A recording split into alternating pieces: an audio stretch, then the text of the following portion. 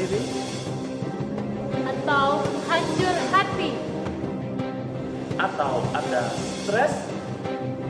Atau Anda putus asa? Selama kita hidup, pasti ada masalah. Jangan menyerah, masalah boleh datang, tetapi jangan biarkan masalah menghancurkan kehidupan Anda. Karena itu, saksikan New Life Setiap hari Jumat jam 11 malam, hanya di stasiun kesayangan kita, hanya di Batam TV. New Life.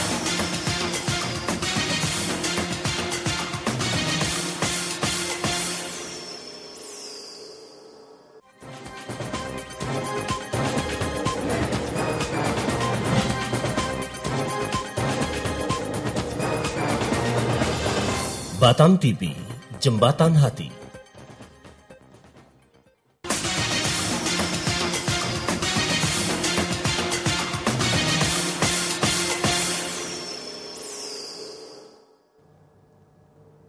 Sesuatu yang besar sudah terjadi, sedang terjadi, dan akan terus terjadi di dalam kehidupan kita semua. Ya, selamat malam pemirsa setia Batam TV. Berjumpa lagi di acara yang pastinya akan mengubahkan kehidupan kita semua. Di mana lagi kalau bukan di New Life. Ya, gimana kabarnya pemirsa pada malam hari ini? Mungkin pemirsa yang sedang menyaksikan siaran New Life pada malam hari ini sedang mengalami permasalahan. Nah, apapun permasalahan pemirsa pada malam hari ini, entah itu keluarga, entah itu pekerjaan, entah itu percintaan, atau apapun permasalahan pemirsa, nah bukan secara kebetulan pemirsa menyaksikan siaran New Life pada malam hari ini, karena siaran ini memang ada untuk Anda.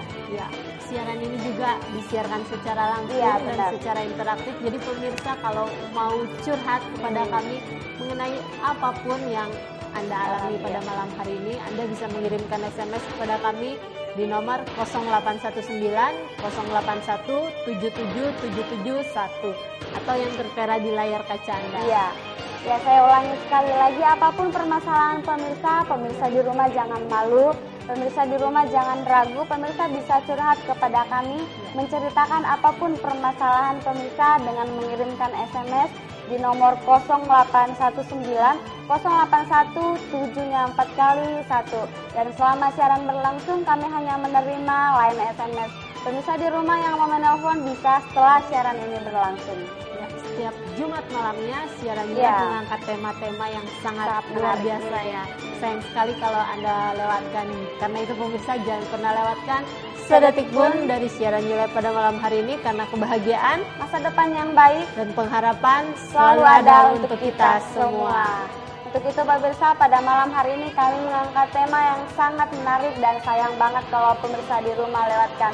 Ya, malam ini pemirsa kami mengangkat tema Fighting Spirit. Wow, sangat menarik banget. Ya, kalau pemirsa bingung nih, apa nih Fighting Spirit? Ya, Anda jangan ragu lagi, tinggal SMS kepada kami di 0819 081 74 kali 1, atau mungkin mengenai apapun yang Anda hadapi pada malam hari ini, Anda bisa langsung SMS kepada kami. Ya, pada malam hari ini kita sudah kedatangan seorang narasumber nih yang akan nanti menjawab SMS pemirsa ya. Ya, kita langsung sapa narasumber kita yang sudah datang pada malam hari ini. Selamat malam Bu Erti. Selamat malam Anne, selamat malam Pipi, selamat malam pemirsa di rumah. Ya, gimana kabarnya? Tentu saja luar biasa, dahsyat dan selalu mantap. Wah, semangat banget ya Bu, biarpun cuma sendiri. Iya. Biasanya ada yang temenin Bu. Ya Bu, malam ini temanya menarik banget Bu, Fighting Spirit. Mengapa Bu tema ini diangkat pada malam hari ini Bu? Oh ya, kalau kita lihat ya Fighting Spirit kan sering ya kita mendengar ya istilah Fighting Spirit. Apa sih Fighting Spirit itu? Kalau kita lihat ya sekarang kan bulan Desember ya, hari ini sudah tanggal 11, di mana kita sudah memasuki bulan-bulan terakhir di tahun 2015. Seringkali nggak usah orang lain, saya pun kadang-kadang saya mereview diri saya sendiri, mereview kehidupan saya sendiri. Apa sih yang sudah saya lakukan sepanjang tahun 2015 ini? Apakah berguna apa enggak? Apakah semua yang saya planningkan, semua yang saya merencanakan, semua bisa berjalan sesuai dengan apa yang saya rindukan, apa yang saya impikan, ataukah cuma yang tercapai cuma 10% ataupun tercapai sampai 50%? Saya pun mereview diri saya gitu loh. Dan di sana kita sama-sama belajar gitu, dimana kita punya fighting spirit, yaitu suatu semangat ya untuk kita tetap berjuang, untuk kita tetap bertahan. Siapa sih dalam hidup ini tidak punya masalah ya? Setiap kita hidup kita pasti punya masalah. Tapi yang jelas kita harus punya semangat untuk kita tetap bisa bertahan di tengah masalah-masalah yang begitu kelihatannya kadang seringkali kita tidak berdaya lah dengan masalah kita. Rasanya kita nggak mampu nih, masalahnya terlalu berat gitu loh. Dimana kita sama-sama belajar gimana sih caranya biar kita tetap bertahan di tengah gejolak masyarakat yang sekarang ini, keadaan-keadaan yang tidak menentu ya. Dan banyak teman-teman cerita, apa sih yang kita harapkan dari 2016, rasanya 2015 ini keadaannya sudah semakin buruk ya. Mau tutup tahun rasanya perekonomian lesu, kalau orang-orang pada buka toko mereka ngerasa omsetnya pada menurun gitu loh. Rasanya sudah tidak ada pengharapan lagi. Rasanya ya sudah, yang ada kita cuma ikhlas lah, kita cuma pasrah lah dengan keadaan katanya gitu. Tidak melakukan apa-apa. Tidak ya, kita sebagai manusia kita diciptakan untuk menjadi pemenang dan kita mempunyai satu semangat untuk bisa mengatasi semuanya karena ada Tuhan yang besar lah dengan kita. Lalu kalau misalnya kita lihat kenapa ya Bu, orang-orang kok bisa sampai nggak memiliki semangat hidup ya, apalagi mau menyambut tahun 2016 kayaknya ya biasalah seperti tahun-tahun kemarin gitu. Ya rasanya kan kadang-kadang banyak orang di penghujung akhir-akhir tahun ya, tanggal 31 kebanyakan orang-orang introspeksi diri ya. Ngapain sih yang sudah lewat, terus apa sih yang harus kita lakukan di tahun yang akan datang. Mereka kebanyakan kita kan sudah membuat suatu, kalau seperti dalam keuangan kita membuat suatu anggaran untuk tahun depan. Nah kalau kita hidup, kita harus pikir apa sih yang harus kita lakukan. Nah kalau biar kita mempunyai suatu fighting spirit, kita harus punya tujuan dong. Apa sih yang harus kita lakukan? Umpamanya nih, kita ngerasa, rasanya sudah tidak berpengharapan lagi, nggak ada tujuan yang mau kita capai, membuat kita itu jadinya stuck kan, kita jadi bosan ya. Ngapain sih hidup? Nggak ada lagi yang bisa kita lakukan, nggak ada lagi yang kita capai. Jadi untuk gairah hidup pun sudah nggak ada gitu loh. Jadi kalau kita pada saat gimana untuk kita mempunyai suatu pengharapan hidup, mari kita lihat apa sih menjadi tujuan kita. Punyalah tujuan hidup gitu loh. Pokoknya menyongsong tahun 2016 kita punya suatu tujuan gitu loh, yang dimana membuat kita menjadi begitu bersemangat gitu loh. Ada tujuan besar yang mau kita capai, membuat kita ini loh saya harus melakukan banyak hal yang saya bisa mencapai satu tujuan hidup yang memang sudah saya mimpikan seperti itu. Tapi selain kita mempunyai tujuan, kita juga harus mempunyai nilai-nilai yang benar yang kita pegang. Tentunya dengan hati yang murni, dengan hati yang tulus kita punya nilai-nilai benar. Contohnya nih, kita tahu bahwa kita ini orang benar. Kita bisa melakukan karena ada Tuhan yang memampukan setiap kita. Itu adalah satu nilai-nilai yang harus kita pegang yang membuat kita tuh tetap bersemangat gitu. Tidak melihat pada keterbatasan kita, kelemahan kita, enggak. Kita berpegang pada nilai-nilai bahwa kita begitu berharga, kita diberi suatu kemampuan. Kan manusia adalah makhluk tertinggi yang diciptakan oleh Tuhan kan. Akal budinya, pikirannya, semua yang terbaik itu yang Tuhan anugerahkan kepada manusia. Masa sih nggak bisa berbuat apa-apa? Yang pertama kita punya satu tujuan. Pada saat kita menyongsong 2016 kita punya satu tujuan lah. Apa sih yang harus kita lakukan? Apa sih yang mau kita capai dengan 2016? Masa kita mau memasuki dengan satu tanpa harapan ya? Kalau kita nggak punya harapan otomatis kita jadi nggak bersemangat ya tentunya. Nah selain itu kita juga mempunyai satu pergaulan yang sehat yang membuat kita jadi termotivasi. Bayangkan umpamanya nih saya hidup di tengah-tengah kumpulan orang-orang yang kurang bersemangat, yang memandang ya sudahlah hidup ya gini kita terimalah seperti orang susah. Jadi kalau kita dilingkupi oleh orang-orang yang kurang bersemangat, pergaulan yang kurang sehat gitu, otomatis kita karena sering mendengar dan kita akhirnya membenarkan diri sendiri. Teman-teman saya juga seperti itu kok, dan kita nggak merasa kita kurang pas gitu lah dalam posisi kita sekarang gitu. Jadi kita punyalah tujuan untuk menyongsong 2016, tujuan hidup tentunya.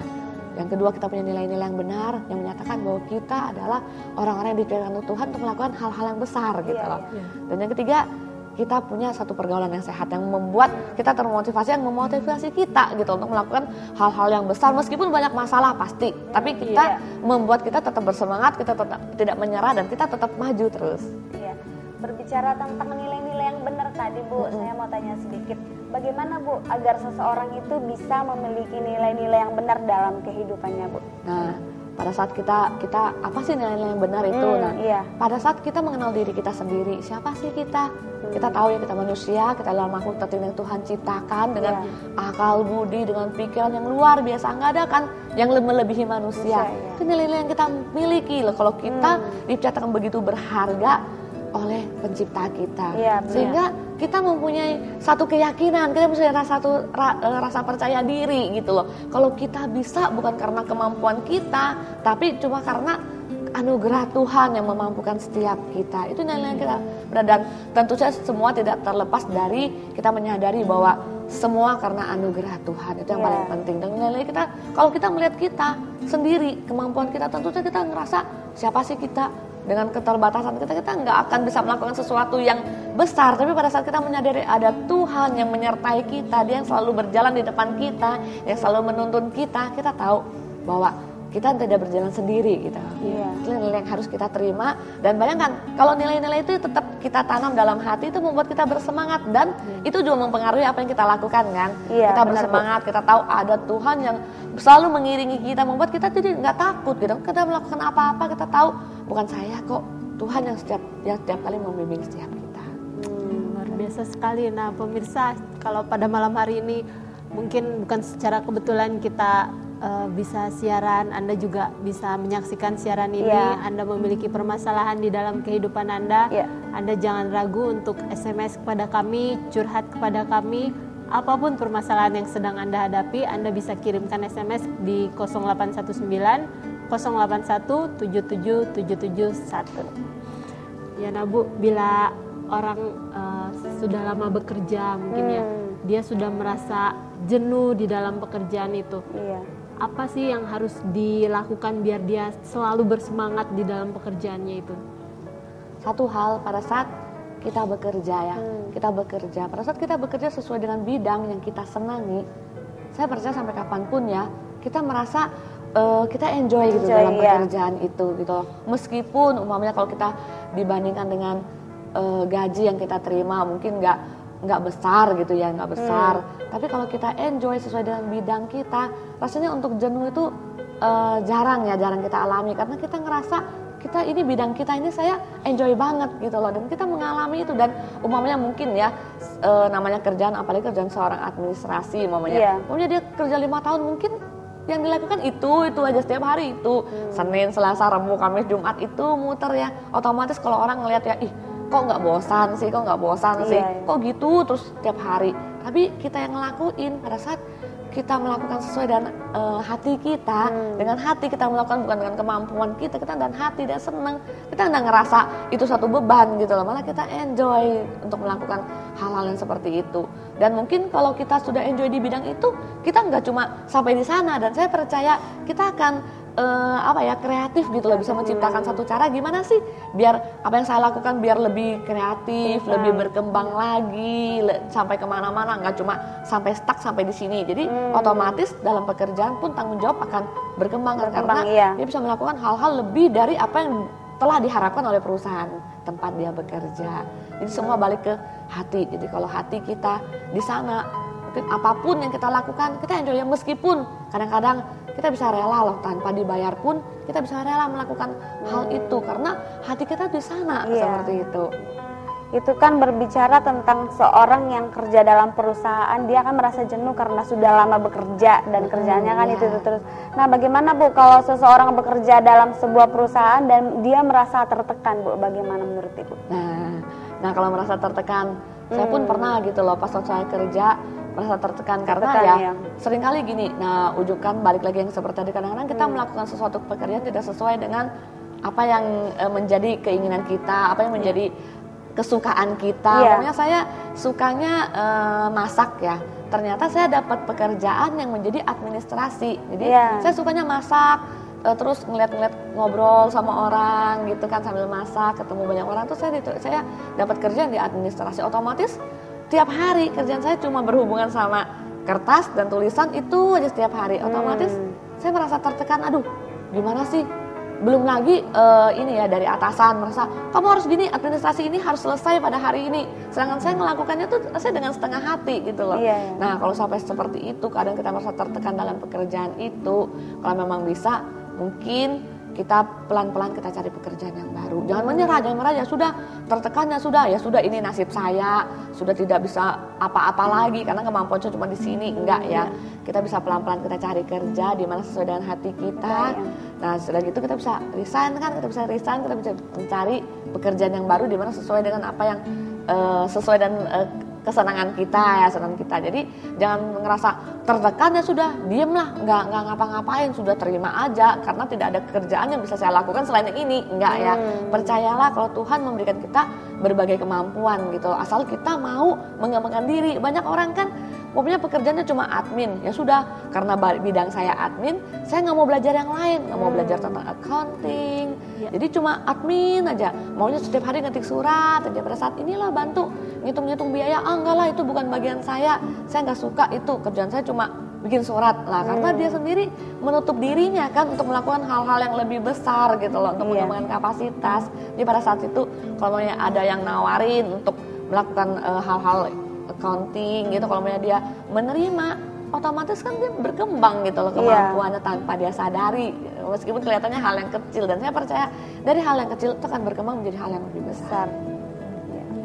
Nah buat pemirsa, mungkin Anda juga memiliki masalah dalam pekerjaan nih, bukan secara kebetulan Anda menyaksikan siaran ini, Anda bisa curhat kepada kami. Atau mungkin bagi pemirsa yang memiliki masalah di dalam keluarga, dalam rumah tangga, atau dalam pertemanan, hubungan, jangan ragu lagi, Anda bisa curhat kepada kami karena rahasia dijamin ya. Anda bisa kirimkan SMS di 0819 081 77771. Ya, kembali ke pertanyaan Bu. Nah kan di Batam ini kan biaya hidup semakin tinggi ya. Nah bagaimana mau tetap semangat kalau misalnya uang nggak ada, terus misalnya masih nganggur nih di Batam ini, merantau jauh dari keluarga, gimana supaya tetap ada semangat gitu yang memotivasi hidup? Pada saat kita melihat ya, semua orang kan mengalami masalah, balik lagi semua kita mempunyai masalah, terlebih juga saya pun punya masalah ya. Tapi bagaimana cara kita memandang masalah? Apakah kita memandang masalah, kalau kita memandang masalah kita besar, ya sudah kelihatannya kita nggak bisa ngapa-ngapain nih, kita di luar kemampuan saya lah masalah yang saya hadapi, rasanya saya tergeletak nih, ya sudah kayak gini aja. Enggak ya, jadi tergantung kita menyikapi memandang masalah itu. Pada saat kita memandang, iyalah semuanya pada naik. Sekarang kan kalau kita lihat ya di kebutuhan di sehari-hari, semuanya pada naik kan, semua bahan kebutuhan. Yang saya lihat, saya di supermarket, saya ngelihat harga beras itu naiknya dengan harga yang jumlah yang relatif tinggi gitu loh. Dan kalau sudah beras naik, otomatis yang lain-lain mesti naik kan. Kalau kita beli-beli apa, semuanya naik. Dan kadang-kadang kalau kita ngelihat masalah keuangan, masalah kayak ekonomi saat ini, kelihatannya pesimis deh kalau kita bisa menjalani hidup yang lebih baik lagi. Masa mungkin sih. Tapi satu hal, pada saat kita melihat masalah, kita menyikapi masalah kita besar, kita tidak akan pernah melihat kebesaran Tuhan gitu loh. Jangan pernah lupa bahwa ada Tuhan yang besar yang bisa membantu kita setiap saat pada saat kita butuh. Jadi jangan cuma kita terpaku pada masalah. Nah pernah kan mungkin pernah dijelaskan ya, pada saat kita cuma ada masalah dan masalah itu kita taruh deket sama mata kita, kita nggak kelihatan yang lain-lain, besarnya ruangan ini kita nggak akan pernah menyadari kalau luar biasa banget. Kita cuma ngeliat, aduh masalah saya besar banget, padahal dunia di sekeliling kita begitu indah gitu loh. Kita cuma fokus pada masalah kita. Tapi pada saat kita menaruh masalah kita, ya sudah, mau nggak mau kita mau kita mau pesimis sama masalah kita, toh masalah tetap ada. Kita mau memandang masalah kita hal yang kecil, toh masalah tetap ada. Mending mana? Kalau kita lihat untung rugi nih, ada masalah, kita memandang masalah itu, aduh kok susahnya, tetap ada masalah. Bukan berarti kita memandang masalah itu susah terus masalah itu hilang. Nah terus pada saat kita memandang, masalah itu ya sudahlah, kesusahan sehari cukup sehari, saya pasti bisa lewat. Dan akhirnya masalah itu kan tetap ada. Mending kita memandang masalah ini kecil dan kita percaya Tuhan akan membantu menyelesaikannya. Otomatis juga bukan berarti terutama tangan Tuhan terus kita diam. Otomatis kalau semua pada naik, bagaimana sih caranya dengan gaji yang tetap, biaya hidup tinggi, gimana caranya kita mencukupkan diri. Mungkin pengeluaran yang tidak perlu, umpamanya beli baju untuk kaum ibu, umpamanya jalan-jalan atau makan-makan di luar, di mall mungkin dikurangi, dengan masak di rumah bisa lebih murah. Kan itu tergantung kita ngaturnya gitu. Bukan berarti semua seberapa tinggi terus kehidupan kita berhenti. Enggak, semuanya tergantung kita, itu pilihan. Kita mau ngambil keputusan yang A atau yang B. Nah, bagaimana nih Bu kalau ada seseorang yang ditinggalkan orang yang dicintainya, misalkan diputus pacar nih. Nah, orang ini kan tidak memiliki semangat untuk hidup lagi. Nah, bagaimana menurut Ibu? Kebanyakan ini terjadi di kalangan muda, Bu. Iya, kalau pas diputus pacar rasanya, aduh dunia berakhir deh ya, Iya. mesti mati. Mendingnya nggak usah hidup lagi deh, kayak gitu kan. Seringkali, nah pada saat kita fokus pada manusia, ya kan, pada saat kita fokus pada manusia, seringkali kan kita kecewa ya, Iya. apalagi pada pacar. Pacar, Pada saat pacar melakukan sesuatu yang tidak sesuai dengan hati kita, itu hal yang kecil kan. Kita nih maunya pacar ini tiap malam minggu datang ngapel, ternyata malam minggu ini nih pacarnya ada perlu sama keluarga. Iya. Kita, kok kamu udah ngerti sih malam minggu tuh seminggu cuma sekali loh, sebulan cuma 4 kali. Masa sih kamu nggak punya waktu buat saya? Kan seringkali kan seperti itu. Iya. Nah, kalau pada saat kita fokus pada manusia, pasti kita pasti kecewa gitu loh. Jadi fokuslah kita pada Tuhan gitu. Iya. Manusia itu masih terbatas, tidak sempurna, masih bisa mengecewakan hati kita. Tapi percaya pada saat kita fokus pada Tuhan yang menciptakan kita tidak akan pernah kecewa. Nah, pada saat kita kehilangan pacar kita, nah pada saat kita fokus pada dia, kita cuma ngerasa, pacar kita segala-galanya deh bagi kita, nggak ada lagi yang lain gitu. Dia hanya segala-galanya, kalau dia nggak ada ya berarti dunia berakhir. Nah, itu berarti kita salah fokus. Jadi kita arahkan pandangan kita pada pandangan yang benar, yaitu itu pentingnya kita mempunyai nilai-nilai yang benar. Fokus pada Tuhan gitu. Kita berharap pada manusia, pasti ada kecewa pada saat kita menuntut pacar kita. Terus pacarnya nggak melakukan sesuai dengan apa yang kita mau, otomatis kita sakit hati, kita sedih, apalagi diputus nih. Memutuskan lebih gampang kan, apalagi kalau pas kita diputus kan posisi diputus tuh nggak enak banget, rasanya sebel banget. Kok dia putus sih? Wong saya sudah begitu baik, kita ngerasa kita begitu baik, kok dia putusin? Nggak ada lagi cewek yang lebih baik lah, seringkali kan seperti itu ya. Ternyata nggak seperti itu. Jadi kalau pacar putus saat ini ya sudah ngucap syukur gitu loh, berarti Tuhan akan menggantikan yang terbaik bagi kita kan. Jadi jangan ngerasa dunia berakhir, nggak ada apa-apa lagi. Punya nilai yang benar gitu loh, bahwa masih banyak orang yang masih menyayangi kita, yang memperhatikan kita, bukan cuma satu gitu loh. Pacar ini cuma seperberapa sih gitu loh dari kehidupan kita. Nah, kita ke SMS yang sudah masuk dari 9018. Iya. Selamat malam. Ya, selamat malam. Bu, saya lagi galau. Tadi siang saya lihat di depan mata saya kalau cewek saya berboncengan sama cowok lain, peluk-pelukan. Alasannya cewek saya mau keluar sama teman-temannya. Lalu saya izinkan. Tahu-tahu saya lihat sendiri dia pergi sama cowok lain. Gimana ya Bu? Padahal saya sudah sayang sama pacar saya ini. Kemarin kita udah berjanji sampai mau menikah. Orang tua saya udah senang sama perempuan itu. Begitu juga sama orang tuanya sudah senang sama saya. Menurut Ibu bagaimana? Nah, ini pertanyaan keduanya. Oh iya, maaf, suaminya Ibu narasumber kok nggak jadi narasumber malam ini? Memang kenapa katanya? Berarti Lagi pemirsa cari ini setia ya suami ini. saya ya. Ini kebetulan suami saya ada tugas keluar kota ya, untuk siapa yang ngirim SMS ini ya. Iya, nggak disebutkan namanya. Iya, untuk Mas yang ngirim SMS. Suami saya ada tugas keluar kota sampai hari Rabu, jadi saya yang menggantikan untuk malam ini gitu. Dan kalau untuk ini berarti yang SMS kan Mas kan ya? Iya. Nah, pada saat kita, melihat ya, mungkin saya dalam posisi cewek ya, tapi saya pandang ya, pada saat melihat ceweknya berboncengan gitu, ada baiknya tanya gitu loh. Kenapa, dengan siapa tuh berboncengan sama cowok, dengan siapa, terus mau kemana, terus kok sampai deket-deket secara etika memang juga nggak pantas ya, apalagi kan kalau cewek, saya cewek, saya udah punya pacar, untuk saya berboncengan, memang kalau saya berboncengan dengan satu tujuan yang jelas itu nggak masalah, tapi kalau sampai duduk deketan gitu kayak memang peluk-pelukan memang kurang etis ya. Kalau kita sebagai cewek, kita udah punya cowok, kita harus menjaga juga kan, menjaga diri juga, tidak juga harus ada satu komitmen ya untuk kita tidak deket ke cowok lain. Mungkin Mas bisa tanya sama ceweknya gitu loh, mau ngapain sih kok sampai seperti itu, coba tanya. Jangan-jangan pas memang waktu itu ada maksudnya yang seperti apa yang Mas pikirkan, maunya kok dia dekat-dekat ternyata ada seperti itu, coba ditanyain. Jadi kadang-kadang prasangka kita kan belum tentu benar ya. Kenapa sih?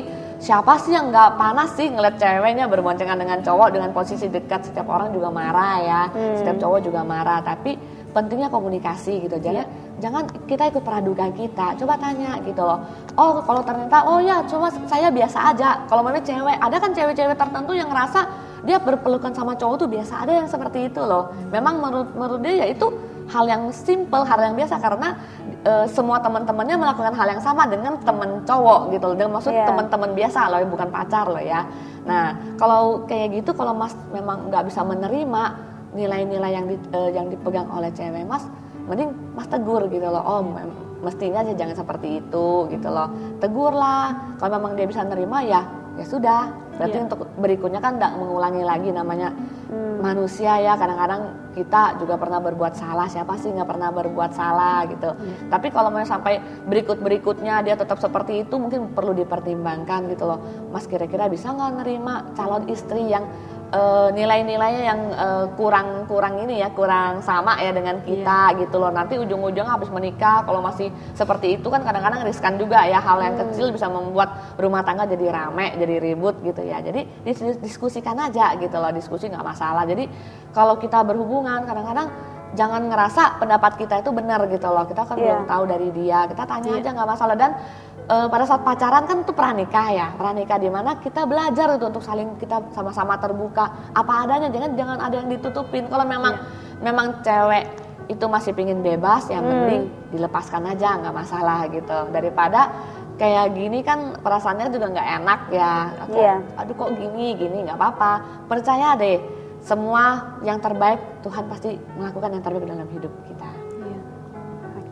Ya Bu, ini ada SMS lagi yang masuk Bu dari 0493. Selamat malam Batam TV ya, selamat malam. Bagaimana cara menghadapi kondisi pada tahun depan jika kondisi seperti tahun ini? Terima kasih. Ya tidak terlalu jelas ya kondisi apa yang terjadi di tahun ini, tapi mungkin Bu bagaimana supaya di tahun depannya itu mungkin lebih baik dari tahun ini gitu. Untuk menghadapi tahun depan. Iya. Nah, di penghujung tahun ini yang penting kadang-kadang kita seringkali menintrospeksi diri. Dan pada saat kita menintrospeksi diri dan kita lihat, ternyata kok apa yang saya rencanakan jauh daripada apa yang sudah saya lakukan gitu loh, melenceng kan. Kadang-kadang kita jadi menyalahin diri kita, kok saya kayak gitu. Enggak ya, yang sudah lewat sudah, yang ada sekarang dan akan datang. Bagaimana kita menghadapi tahun baru, dan saya percaya tahun yang penuh pengharapan gitu. Pada saat kita mempunyai nilai-nilai yang benar, kita pasti menyongsong satu tahun 2016 dengan satu semangat, suatu gairah gitu loh. Meskipun secara kasat mata kelihatannya keadaan tidak baik, tidak semakin baik, tapi percaya pada saat kita punya tujuan hidup, punyalah tujuan hidup gitu loh. Apa sih yang harus kita lakukan? Mungkin kita mau punya satu tujuan yang ingin kita capai. Pada saat kita mau punya satu tujuan yang ingin kita capai, otomatis kita jadi bersemangat kan untuk berusaha melakukan yang terbaik untuk mencapai tujuan kita itu. Contohnya nih, kalau saya pada saat saya mau pulang kampung ke Kalimantan ya, maunya saya sekarang maunya bulan 12, maunya saya punya planning nih, bulan 2 saya pengen pulang kampung, dan saya sudah beli tiket, otomatis saya itu jadi bergairah banget kan, bulan 2 mau pulang, saya mempersiapkan segala sesuatu untuk pulang kampung, mau saya belanja, saya mempersiapkan segalanya deh yang terbaik yang saya bisa lakukan. Demikian juga dengan menyongsong 2016, pada saat kita punya satu tujuan, kita menjadi begitu bersemangat untuk melakukan, untuk menyongsong tahun yang begitu, yang kita ngeliat, tahun yang begitu pengharapan. Anggap lagi nih, contoh paling gampang seperti pemain sepak bola. Tahu kan pemain sepak bola? Pemain sepak bola itu berapa pemainnya? Satu regu? 11 kan, 11. Berarti kalau 2 regu kan 22 orang ya. 22 orang. Pernah bayangkan nggak kalau pemain sepak bola kan ada gawang tuh di kiri kanan. Pernah bayangkan nggak kalau kita main sepak bola terus nggak ada gawang, cuma ada bola doang.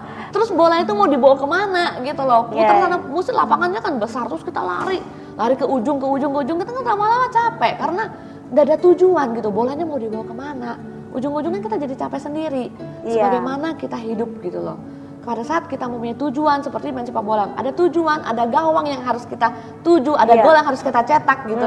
Kalau kita punya tujuan, kita menjadi bergairah. Kita akan melakukan semua yang terbaik, berupaya sesuai dengan kemampuan kita untuk mencapai.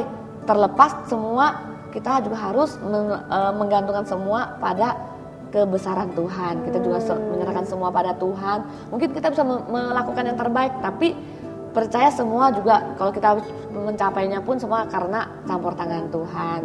Jadi punya satu tujuan gitu loh, satu tujuan hidup yang membuat kita tuh jadi bergairah, nggak cuma yang gini-gini aja, punya nilai-nilai yang benar, dan juga punya satu komunitas, satu pergaulan yang bisa mensupport kita, mendukung kita untuk menyongsong, bukan satu komunitas yang membuat ngapain sih 2016 rasanya suram, nggak bisa apa-apa, enggak ya.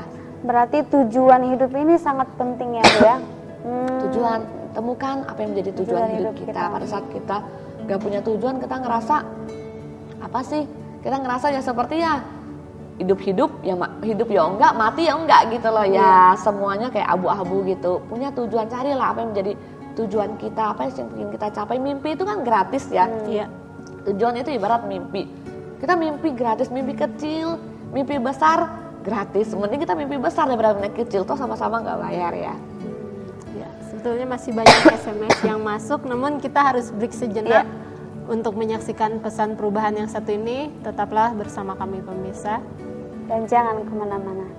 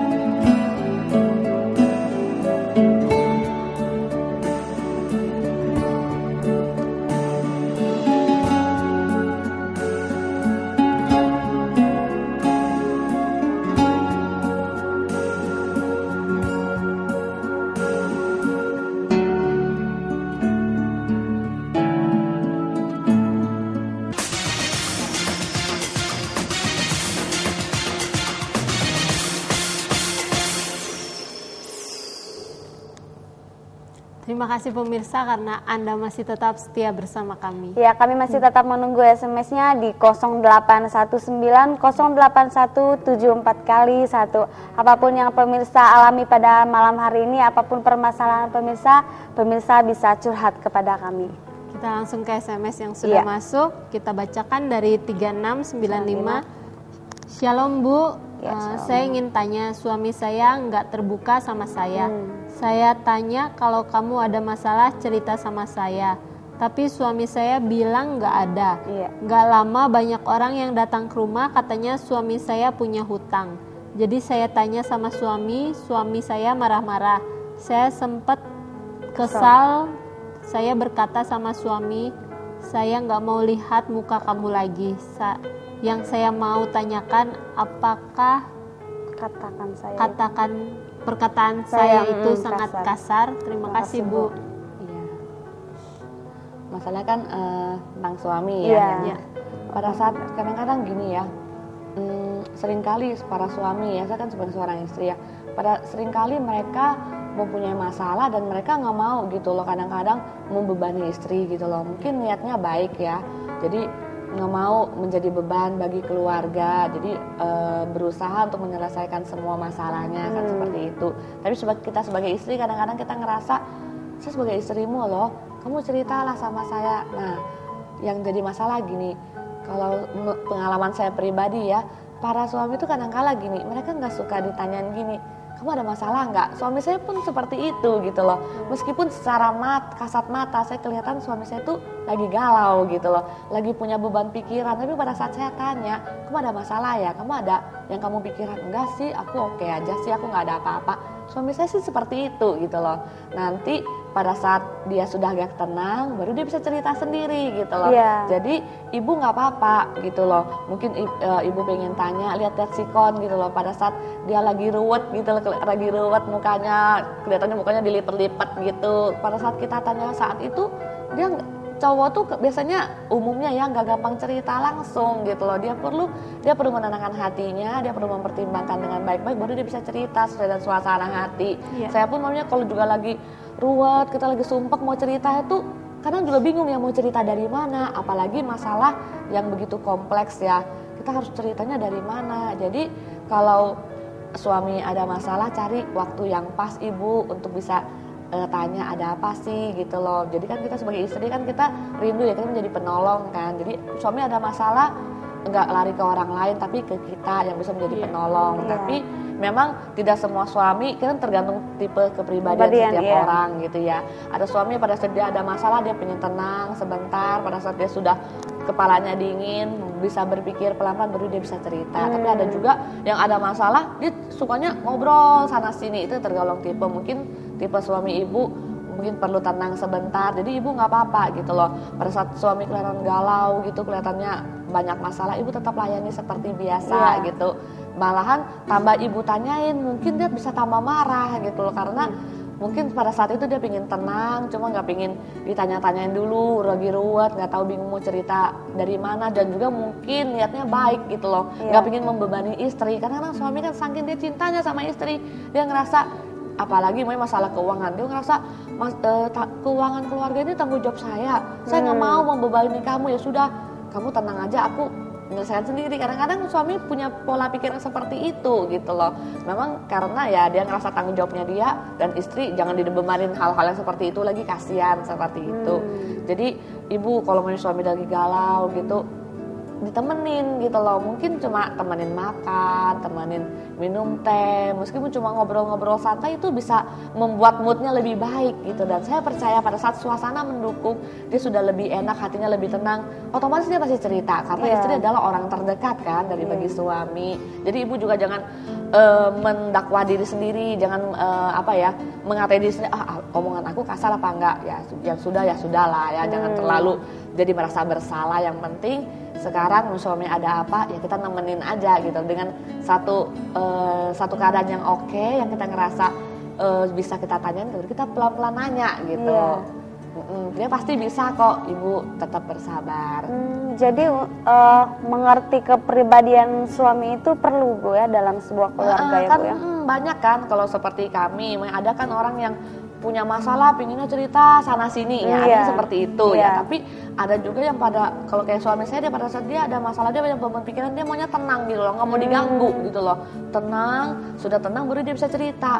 Justru kalau memang suami saya kalau dia lagi beban pikiran, ternyata dia bisa marah gitu loh. Sudah, aku nggak ada apa-apa. Masa sih nggak ada apa-apa? Memang kita kelihatan kadang mukanya udah lipet-lipet gitu, udah merah, sudah galau, kelihatan banget kan. Orang kalau punya masalah dari muka tidak bisa membohongi ya, dari muka. Mungkin mulut bilang enggak, tapi muka itu bisa mencerminkan banyak hal ya.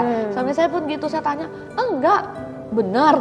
Itu sudah bilang enggak ya enggak, karena sudah seperti itu gitu. Dari saya tahu ya sudahlah. Untuk saat ini dia nggak maunya ya sudah. Saya pun jangan ngambil hati dengan sikapnya seperti itu. Memang orang tipe kepribadian seperti itu gitu ya. Sudah dia tenang, mungkin 1-2 hari agak enak, ntar tanpa saya tanya pun dia bisa cerita sendiri. Biasanya seperti itu. Ya, kita ke SMS yang sudah masuk lagi nih Bu. Dari 4973, selamat malam. Ya, selamat malam. Namaku Adi di Batu Aji. Usia pernikahanku masih 6 bulan dan istriku telah mengandung 5 bulan.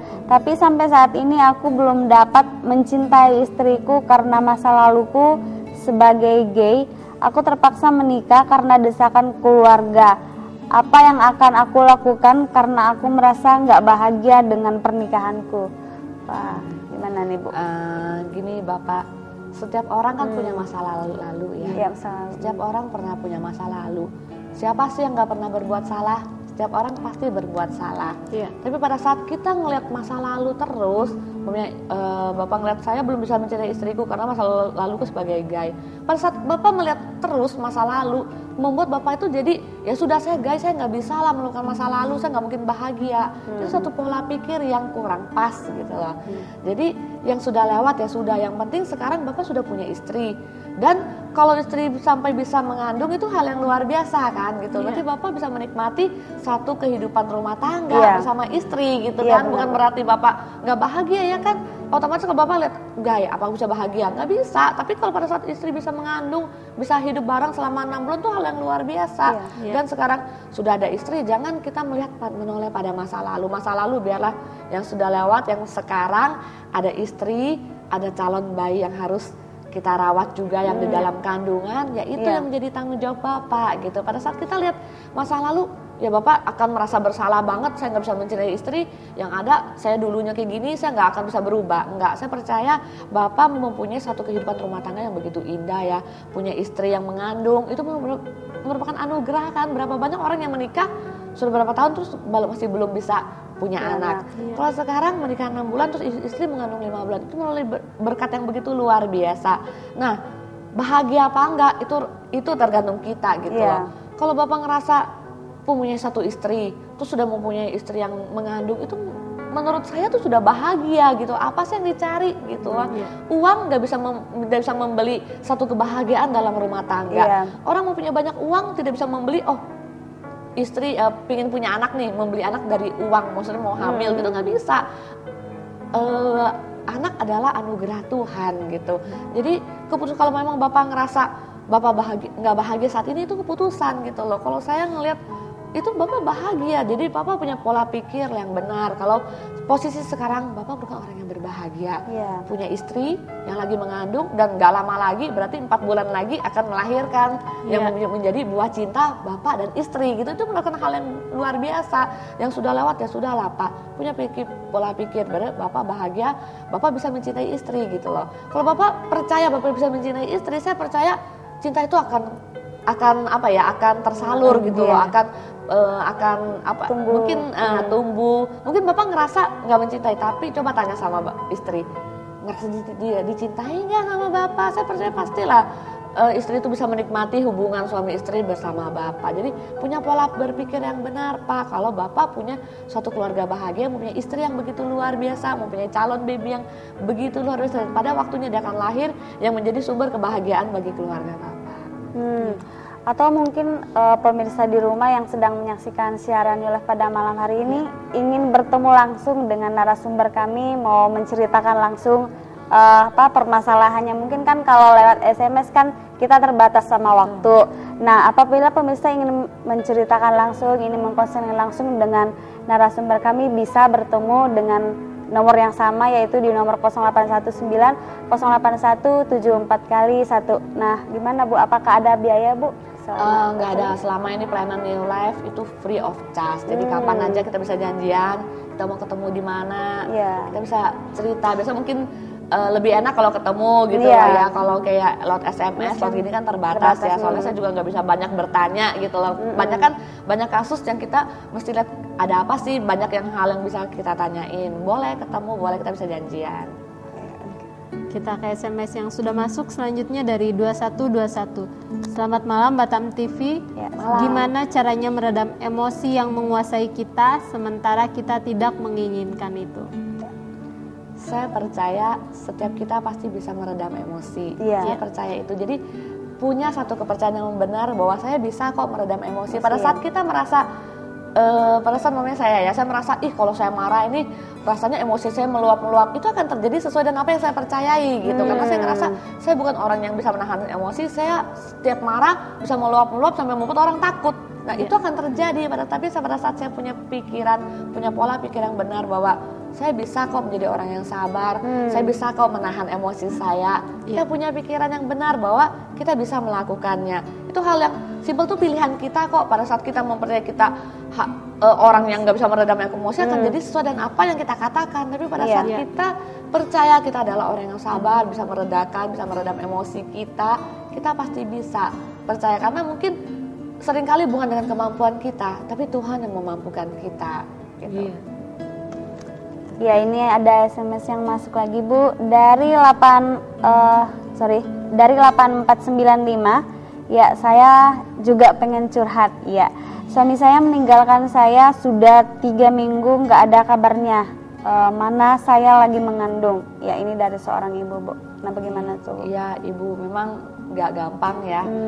Kita mengandung terus suami nggak ada. Gitu. Tapi maksudnya suami ninggalin tanpa berita berarti ya kalau menurut SMS ini. Mungkin ibu bisa cari-cari info gitu loh ke saudara gitu kan. Mungkin suami ada di mana. Tapi kalaupun sampai nggak ada info, percaya ibu berdoa. Tidak ada yang mustahil bagi Tuhan ya kan. Seringkali kita ngerasa perjuangan kita sudah sia-sia, suami saya pergi nih, sementara saya masih mengandung, apa yang harus saya lakukan? Suami saya nggak ada beritanya, dicari-cari, mungkin cari ke teman, kesana keluarga, nggak ada beritanya, nggak tahu kayaknya hilang nih. Percaya ada kuasa Tuhan yang bisa melakukan hal-hal yang luar biasa di luar pikiran kita. Berdoa. Berdoa ibu, berdoa sesuai dengan agama dan kepercayaan ibu, berdoa bahwa Tuhan yang menjaga suami ibu dan Tuhan yang akan membawa suami ibu kembali bersama ibu untuk berkumpul kembali bersama keluarga.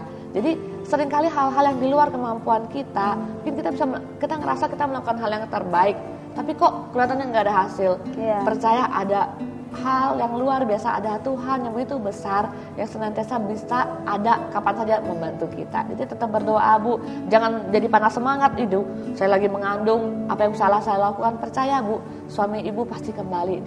Tuhan pasti akan menjaganya dan akan membawa suami ibu kembali. Itu sesuai dengan apa yang ibu imani. Kalau ibu mengimani, ibu percaya bahwa suami ibu kembali dengan satu keadaan yang sehat, percaya aja ibu akan menerima satu keadaan sesuai dengan apa yang menjadi iman ibu. Iya. Kita ke SMS yang sudah masuk selanjutnya dari 4990. Selamat malam Ibu, nama saya Mulyono. Saya mau tanya, gimana caranya menjadi orang yang sabar dan tulus mencintai Tuhan? Gimana ya? Orang yang sabar dan tulus mencintai Tuhan. Kalau kita lihat kita sebagai manusia, kemampuan kita tuh terbatas. Kita bisa mencintai Tuhan. Gimana sih cara kita mencintai Tuhan? Itu karena kita sudah menerima cinta Tuhan yang begitu besar. Jadi bukan karena kemampuan kita bisa mencintai Tuhan, tapi karena kita sudah menerima cinta Tuhan, makanya kita bisa mencintai Tuhan apa adanya. Itu semua karena berasal dari Tuhan sendiri. Bayangkan ini, kalau kita nggak pernah merasakan dicintai, kita nggak pernah menerima cinta itu, apakah kita bisa mencintai? Gak bisa, ada usaha manusia. Tapi karena Tuhan yang menciptakan kita, Dia mencintai kita tulus apa adanya. Bayangkan manusia itu kan penuh dosa, dengan segala keterbatasan, ketidakmampuan, itu adalah manusia. Tapi Tuhan mencintai kita sebagaimana rupa dengan kemampuannya yang luar biasa. Dia mencintai kita, menerima kita apa adanya, ya kan? Tuhan mencintai kita, menerima kita apa adanya. Dia ada bersama kita. Apapun keadaan kita, mungkin kita lagi susah, kita lagi senang, Tuhan ada selalu bersama kita. Dia mencintai kita. Dengan kita dipenuhi oleh cinta Tuhan, percaya bahwa kita bisa mencintai Tuhan dengan segenap hati kita. Terimalah cinta Tuhan. Gimana caranya kita terima cinta Tuhan? Kita percaya gitu. Kita percaya bahwa ada Tuhan yang memang menciptakan kita. Kita ada Tuhan yang menciptakan kita, dan segalanya yang terjadi dalam hidup kita, semua yang terbaik berasal dari Tuhan. Dan kita percaya hal itu. Dan gitu kita bisa mencintai Tuhan dengan tulus. Kita percaya bahwa kita punya Tuhan yang baik gitu loh. Saya orang tua, manusia yang terbatas, itu pun saya tahu gitu loh, memberikan yang terbaik buat anak-anak saya. Apalagi Tuhan yang begitu luar biasa. Dia terlebih tahu kan untuk memberikan yang terbaik bagi kita, untuk memberikan yang tulus, yang semua yang terbaik yang curahkan pada kita. Sehingga kita sudah menerima semua yang terbaik. Apa sih yang bisa kita lakukan? Kita memberikan cinta kita mengucap syukur atas kebaikan Tuhan. Dengan sesimpel itu kita percaya pada Dia gitu, bahwa Dia yang mengatur segalanya, Dia yang memberikan semua yang terbaik ke keluarga, orang tua, suami atau istri, anak-anak yang terbaik, semua dari Tuhan. Jadi semua yang kita alami, saya percaya tidak terlepas dari semua campur tangan Tuhan dalam hidup kita. Kembali ke tema Bu, ini kan berbicara tentang fighting spirit. Ini ada pemirsa yang bertanya Bu, saya kan orang tua yang miskin, pendidikan saya pun nggak ada, skill nggak ada. Bagaimana agar saya memiliki semangat untuk hidup, saya punya masa depan gitu. Nah, bagaimana menurut Ibu? Nah, pada saat kita melihat pada diri kita sendiri sebagai manusia yang penuh dengan keterbatasan nih, kita rasa nggak bisa lakukan apa-apa. Apalagi lihat sudah nggak ada punya skill, nggak punya uang, terus mau melakukan apa? Mau usaha pun nggak ada modal gitu loh. Karena kita lihat diri kita nggak ada apa-apanya. Tapi saat kita melihat apa kata Tuhan tentang kita, apa sih Tuhan kata Tuhan tentang kita tuh begitu berharga di mata Tuhan. Tuhan menciptakan kita begitu sempurna. Contohnya, mungkin nggak ada modal, nggak ada duit. Contohnya mungkin pernah dibahas di sini ya. Kita nih ada yang pengen beli jari nih, beli jari jempol nih. Mungkin ada nih siapa nih yang mau jual jari jempol 3M. Mau kalau saya ada yang nawar jari jempol saya 3M. Meskipun pada saat ini saya butuh duit nih, saya lagi banyak utang, saya nggak akan mau jual jempol saya dengan harga 3M. Ini begitu berharga kan jempol ini. Bayangkan kalau saya nggak punya jempol, bagaimana saya mau ngambil barang? Kan jempol ini begitu berharga. Bayangkan kalau satu jempol orang bisa menghargai 3M. Bagaimana dengan jari-jari yang lain? Jari kita kan 5, yang sebelah sini lagi, belum lagi kaki. Tuhan menciptakan kita begitu sempurna, begitu berharga gitu. Dengan kita memiliki tubuh yang sempurna, itu merupakan kekayaan yang tidak ternilai harganya. Kan sempurna itu berapa M? Nggak ternilai. Jadi kalau kita mempunyai tubuh yang sempurna, fisik yang sempurna, itu merupakan anugerah yang dari Tuhan yang tidak ternilai harganya. Dan apa yang bisa kita lakukan? Kita pakai loh. Kita sudah diberi tubuh yang sempurna, kita pakai untuk melakukan hal-hal yang besar. Contohnya kadang-kadang orang kan mikirnya kalau mau usaha harus punya duit nih, berpuluh-puluh juta untuk mulai usaha. Nggak bisa tanpa uang bisa mulai usaha. Padahal banyak pekerjaan yang tanpa modal pun bisa kita lakukan gitu loh. Banyak kan kita bisa belajar, umpamanya jual makanan gitu. Mungkin kita dengan uang, mungkin kita cuma punya 10.000, kita cuma jual 2 bungkus, tapi 2 bungkus terus laku terus modal kita jadi besar, kan bisa berkembang gitu loh. Atau kita melakukan hal-hal yang tanpa modal, umpamanya seperti jualan asuransi. Itu kan tanpa modal gitu loh, asal kita belajar, oh ya jual asuransi kita harus tahu produknya. Akhirnya setelah kita belajar, kita tahu produknya, akhirnya kita bisa memasarkan ke orang lain, kan kita memperkenal produk kita, ini asuransi saya jual gini. Itu kan sudah tanpa modal gitu kan. Dan banyak hal kadang apa yang kita punya lah, maunya pada saat ini kita punya sepeda biasa nih. Ya sudah, kita pakai sepeda itu, mungkin kita bisa jual sayur, apa kita bisa ngambil kerupuk nih, tetangga yang produksi kerupuk kita ambil seharga 1.000 terus kita jual 1.200, itu kan sudah untung gitu kan, sudah lumayan. Kadang-kadang kita terlalu mengkotak-kotak pikiran kita dengan hal-hal yang besar, sehingga kita mau mulai itu nggak ada kemampuan, nggak ada dana, gimana kita mulai usaha, padahal yang ada di dalam diri kita itu sudah lebih mahal daripada modal kita gitu, sudah lebih luar biasa, kita pakai gitu lah apa yang ada pada diri kita. Ya, nah mungkin pemirsa ada yang baru bergabung nih.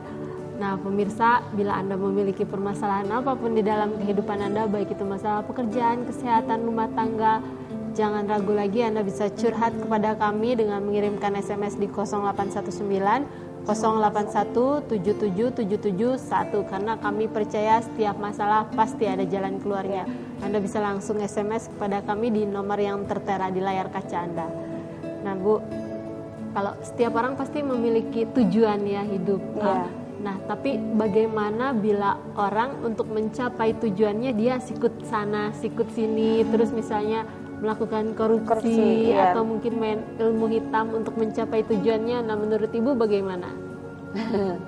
Nah gitu, banyak kan orang menghalalkan segala cara gitu ya untuk mencapai satu tujuan tertentu. Kalau saya pribadi sih punya hati yang murni lah, punya hati yang tulus untuk mencapai tujuan itu. Mungkin orang nggak tahu, mungkin sesama kita nggak lihat gitu. Mungkin saya melakukan hal-hal yang udah benar, mungkin anak Vivi nggak tahu. Tapi percaya ada mata Tuhan yang selalu ada kan. Tuhan itu adil gitu loh. Segala sesuatu yang kita lakukan, mungkin pada saat ini kita bisa membungkusnya rapat banget. Tapi percayalah, namanya bangkai itu suatu hari pasti akan keciuman kan, serapet-rapetnya lah. Namanya ada bangkai tikus nih, saya tutup rapet, mungkin saya bungkus sampai berpuluh-puluh nih, yang saya merasa nggak bakal keciuman. Bangkai pasti keciuman. Jadi kalau kita pakai cara-cara yang nggak benar, mungkin saat ini kita sejahtera ya, nggak ada yang tahu. Tapi suatu hari apapun yang kita tutup rapet-rapet pasti ketahuan. Dan bayangkan loh, ketika kita melakukan sesuatu dengan hati yang nggak murni ya, ada ganjalan, kita juga nggak tenang ya kan, takut jangan-jangan nih orang ini tahu. Padahal mau saya ngelakukan hal kesalahan nih, orang pada nggak tahu, tapi saya lihat Ana kok ngeliatin saya, jangan-jangan Ana tahu. Jadi saya jadinya jadi nggak enak, jadi nggak damai sejahtera, jadi saya was-was, jadi akhirnya saya menutupin diri gitu kan.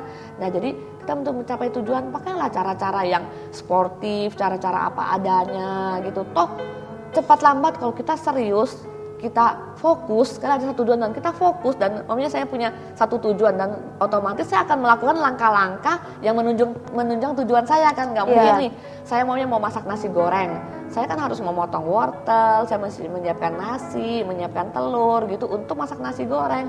Bukan saya melakukan yang lain, umumnya saya ambil tepung, saya ambil es batu untuk masak nasi goreng. Itu kan sudah sesuai dengan tujuan saya. Jadi pada saat kita mau mencapai satu tujuan yang kita lakukan sekarang, pasti segala sesuatu